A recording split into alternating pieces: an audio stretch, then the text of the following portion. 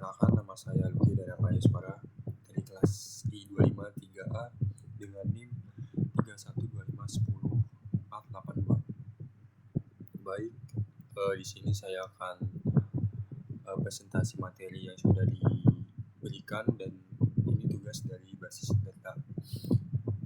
Baik, mungkin langsung saja saya akan membahas tentang materi database. Pernah kepikiran nggak sih kenapa database maksudnya itu aplikasi favorit kita seperti Instagram, Shopee, WA, dan lain-lain itu bisa nyimpen jutaan data dan saat kita buka tuh tiba-tiba semuanya udah rapi banget. Jadi gini, ibarat database itu kayak kota digital yang benar-benar sibuk. Di situ itu informasi bakal bolak-balik lalu disimpan dan saat dibuka bakal disajin lagi kita. Walaupun kesannya cuman di balik layar doang ya, tapi yang pasti saat kita lakukan sebagai database itu pasti ribet. Tugas utama database ini cuma satu, yaitu saat bikin kita sebagai penggunanya biar nggak pusing saat kita lagi melihat data yang kita lihat. Selanjutnya mungkin di sini saya akan bahas arsitektur 3 lapis. Sistem database biar nggak berantakan itu ada 3 lapisan utama atau 3 level arsitektur. Ini yang pasti penting banget, dimana kita bakal buat misahin mana yang teknis dan juga mana yang tampilan. Yang pertama di sini ada level eksternal. Kita bakal melihat misalnya contoh di sebuah bioprofil teman kamu. Yang saya butuhkan itu cuman melihat misalkan bio hobi kamu. Lalu misalkan di sebuah ada web admin kampus. Nah, di sebuah web itu yang bakal admin kampusnya mungkin cuma dilihat itu nomor induk mahasiswanya. Jadi intinya sebuah tampilan itu berbeda-beda sesuai kebutuhan yang kita butuhkan. Lalu yang kedua ada level konseptual. Di mana isinya itu seperti logika hubungan antar data. Ibarat kayak sebuah rumah kita maksudnya, yang dimana kita ini bakal sahabat rumah itu kita bakal nentuin misalkan kamar ini bakal mau nyambung kemana. Contoh seperti ruang keluarga yang bakal nyambung ke ruang dapur, lalu ruang dapur bakal nyambung ke kamar mandi, seperti itu. Lalu yang ketiga ada level internal. Level internal ini adalah fondasi paling bawah. Isinya itu teknis banget, dimana data itu disimpan di memori, terus pakai ekskripsi apa sampai pengaturan log yang dimana penyimpanan itu di server. Nah, kenapa sih harus ribet bisa gitu? Jawabannya itu biar aman pas ada perubahan, dan ini namanya independensi data. Independensi data itu ada 2 tipe, yaitu tipe fisik dan juga tipe logis. Yang pertama kita membahas tipe fisik. Bisa nggak sih tim IT misalkan mau ganti server nih dari yang servernya yang maksudnya server lama yang lemot banget, mau bikin server baru yang super kencang? Jawabannya bisa. Dan kita sebagai user saat mau tim IT bakal mengganti server itu, kita nggak bakal ngerasain gangguan apa-apa. Tapi mungkin beberapa server bakal ada yang tiba-tiba servernya down atau error gitu.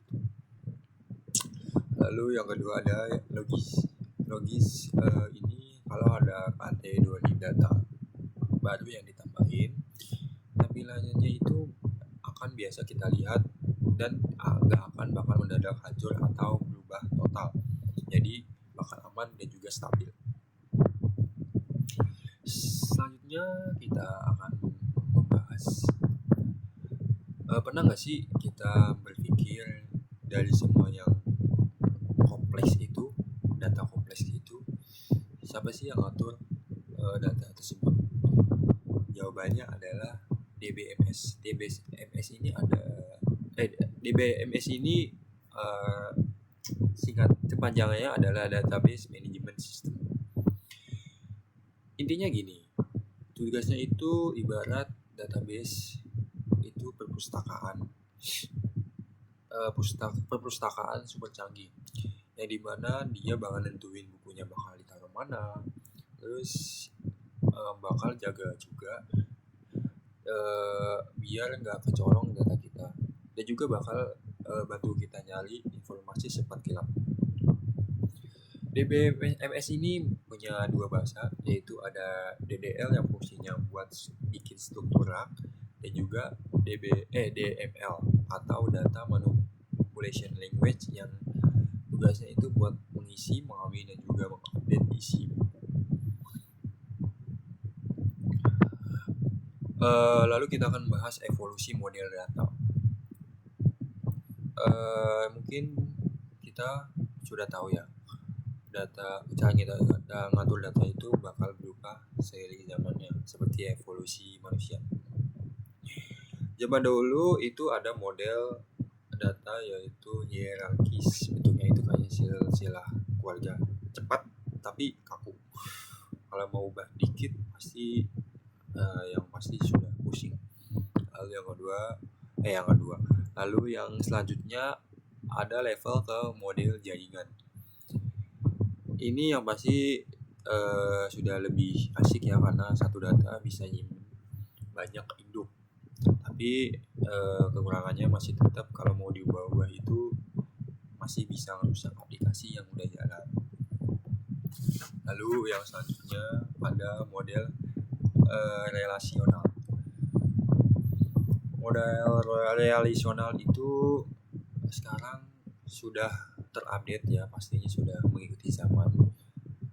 Tugasnya itu datanya bakal disimpan rapi seperti tabel-tabel kayak spreadsheet. Pasti sudah fleksibel, akurat, dan juga menggunakan bahasa SQL yang udah jadi standar dunia. Itu dia materi yang sudah saya bahas. Kesimpulannya dari materi ini, intinya dunia database itu terus berkembang. Dari yang awalnya misalkan kaku kayak pohon, sekarang sudah jadi tabel-tabel dinamis yang bisa tampung informasi super kompleks di dunia digital kita sekarang. Mungkin itu dia gambaran materi database yang sudah saya bahas. Seperti tadi yang sudah saya bahas, database itu apa, terus tiga lapisan utamanya apa aja, seperti eksternal, konseptual, internal. Lalu ada independensia data, terus juga ada DBMS yang mengatur data yang super kompleks. Dan dari DBMS itu punya dua bahasa, yaitu DDL, Data Definition Language, dan juga DML, Data Manipulation Language. Terus juga saya juga udah membahas evolusi model data dari yang dulu sekarang, dari yang model hierarkis, model jaringan, sampai ke model relasional. Mungkin itu saja yang bisa saya sampaikan pada presentasi tugas ini.